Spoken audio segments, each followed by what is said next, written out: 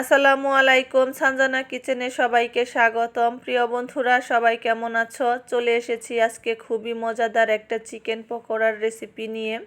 আশা করি রেসিপিটা তোমাদের কাছে খুবই ভালো লাগবে। একদম গরম গরম মুচমুচে, খেতে কিন্তু অসাধারণ লাগে। ঘরে থাকা অল্প কিছু উপকরণ দিয়েই তোমরা এই রেসিপিটা করে নিতে পারবে। তো চলো রেসিপিটা শেয়ার করে দেই। তার জন্য আমি এইখানে চিকেনটাকে টুকরো টুকরো করে কেটে নিয়েছি।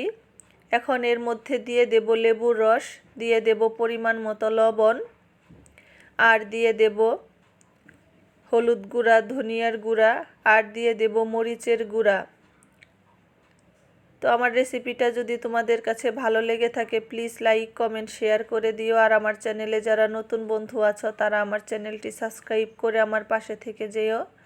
শুরু থেকে শেষ পর্যন্ত আমার সাথে থেকে আমাকে ফুল ওয়াচ দিয়ে দিও প্লিজ বন্ধুরা। আর একটা লাইক কিন্তু অবশ্যই দিয়ে দিও। তো আমি এইখানে দিয়ে দিয়েছি হাফ কাপ চালের গুঁড়া, আর দিয়ে দিলাম আদা রসুন বাটা, জিরা বাটা, আর দিয়ে দিয়েছি পেঁয়াজ আর কাঁচামরিচ একত্র করে বেটে রেখেছিলাম, ওইটা দিয়ে দিলাম 1 চামচ। দিয়ে ভালো করে হাত দিয়ে এটাকে মেখে নেব।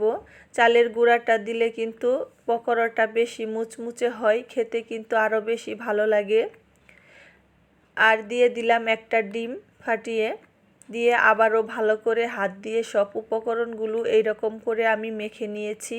মাখিয়ে এটা 20 মিনিটের মতো একটু রেস্টে রেখে দেব। তো 20 মিনিট পর ফিরে এলাম। দেখো বন্ধুরা, এটাকে আবারও আমি হাত দিয়ে একটু মেখিয়ে নিয়েছি। এখন চলে যাচ্ছি চুলায়, কড়াইতে তেল দিয়ে দিয়েছি, তেলটাও গরম হয়ে গেছে। এখন এক এক করে সবগুলো আমি তেলের মধ্যে দিয়ে দেব। দিয়ে চুলাটা মিডিয়াম টু লো করে এটাকে ভেজে নিতে হবে। আস্তে আস্তে চুলাটা বাড়িয়ে দিলে কিন্তু উপরটা পুড়ে যাবে, ভিতরটা কিন্তু কাঁচা থেকে যাবে। তার জন্য অল্প আঁচে এটাকে আমি ভেজে নেব একদম লাল লাল করে। তো আমার একটা পাশ ভাজা হয়ে গেছে দেখো বন্ধুরা। এখন আমি উল্টিয়ে আর একটা পাশ ভেজে নিচ্ছি। খুবই সহজ একটা রেসিপি। এটা কিন্তু বিকেলে তোমরা নাস্তা হিসেবেও খেতে পারো, খুবই ভালো লাগে। তো আমার ভাজাটা হয়ে দেখো বন্ধুরা, এখন আমি তুলে নিচ্ছি, নিয়ে তোমাদেরকে পরিবেশন করে দেখাচ্ছি কতটা মজাদার হয়েছে। তো আমি পরিবেশন করে নিয়েছি দেখো বন্ধুরা। এই রেসিপিটা একবার হলেও বাসায় ট্রাই করো, খেয়ে দেখো, খুবই ভালো লাগে। তো আজ এই পর্যন্তই, ভালো থেকো সবাই, আল্লাহ হাফেজ।